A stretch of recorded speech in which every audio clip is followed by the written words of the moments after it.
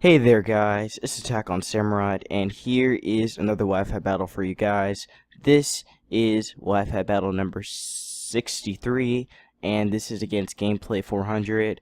I remember I was asked, I think this battle took place like around April or May. No, not May, I don't think it was May. It was definitely like March, around that time.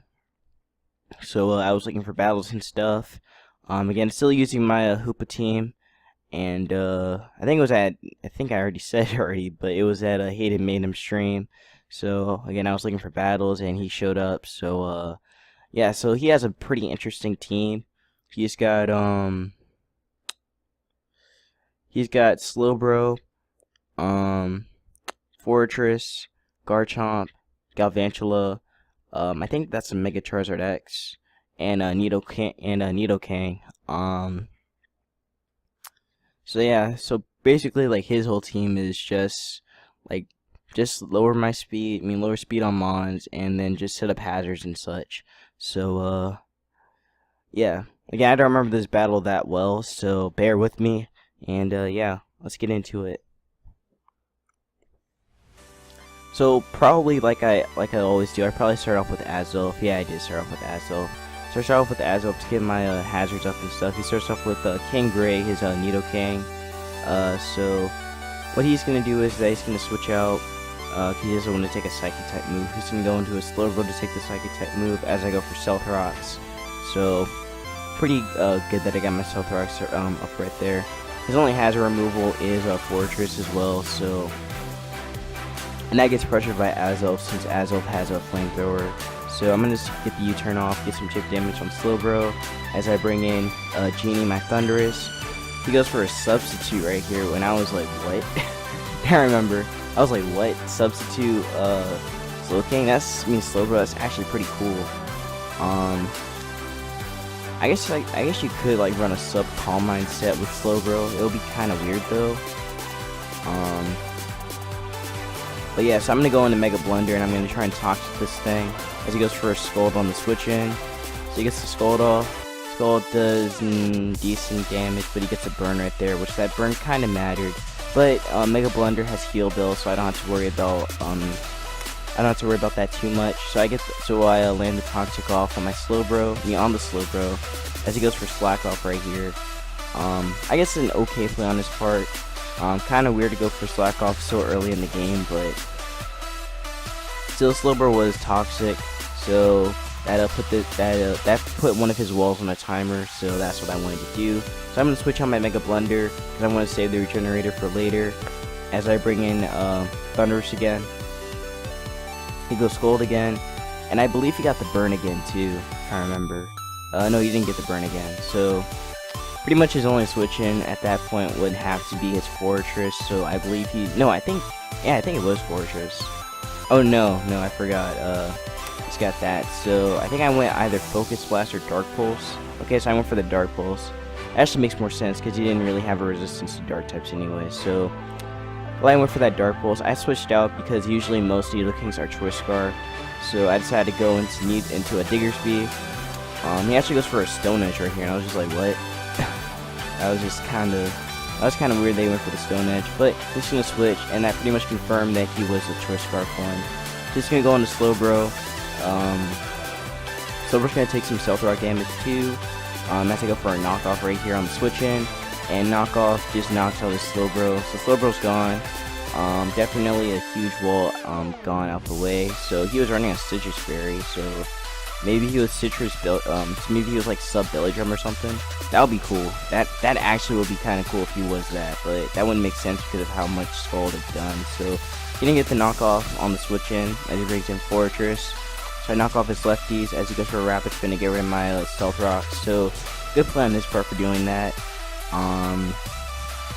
Let's go for a Fire Punch and just knock out his Fortress. So Fortress is gone. All he has left now is Galvantula, Garchomp, Nidoking, and did I say Charizard already? I think I said Charizard already, but I'm gonna switch out as he brings in Garchomp because I don't want Diggersby to get Revenge Killed. So he actually goes for an Aqua Tail right here, as I switched out. So I guess he wanted to try and catch my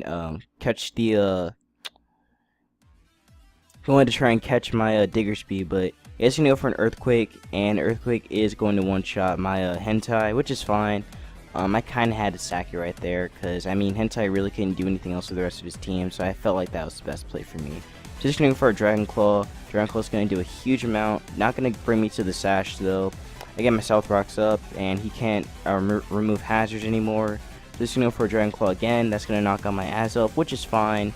And I believe I actually bring in Hoopa, and Hoopa pretty much finishes the game, I think. Yeah, I do bring in Hoopa. Actually, I don't think Hoopa finishes it, but it does a lot to it. So I go for an Ice Punch. He has no resistance to ice anymore. So he's actually a Sash Garchomp, which is pretty cool to see. He's wearing the Rocky, the rough skin as well. He goes Earthquake, and I believe Hoopa goes down to this, I think. Yeah, I did, because it was a crit. I think that crit mattered. I'm gonna say that crit mattered. So yeah, so pretty much that kind of sucks. But I bring in Genie. Genie takes out the Garchomp, so Garchomp drops.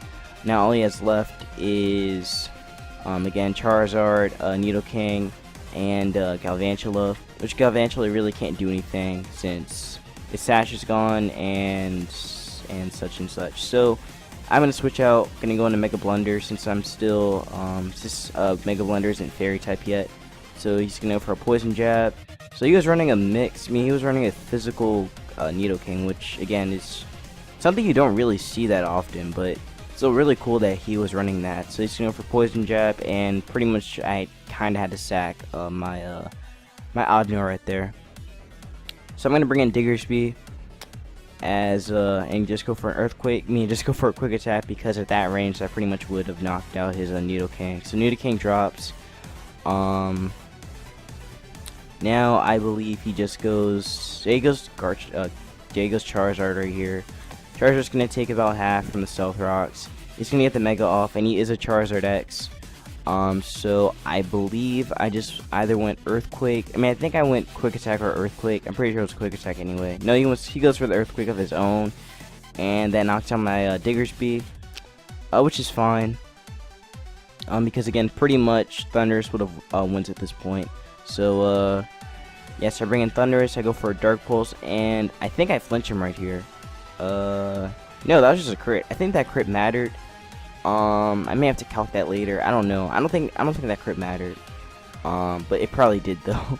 So, anyways, Galvantula comes in, gonna take a Dark Pulse to the face, and I think I got this flinch right here, or it just takes it out. Okay, so it just took it out. Oh yeah, I forgot. Thundurus' Choice Scarf. So I'm pretty sure that Dark Pulse crit didn't matter too much. I think he still would have went down anyway. But I don't know. Let me know in the comments if that crit had mattered. I really don't know. So yeah, again, good game to gameplay. It was definitely a pretty fun game, kind of close too. I probably could have played that game a little better maybe, but still he was running some very interesting stuff. So yeah. So thank you guys for watching, and I will see you in another Wi-Fi battle. Take care.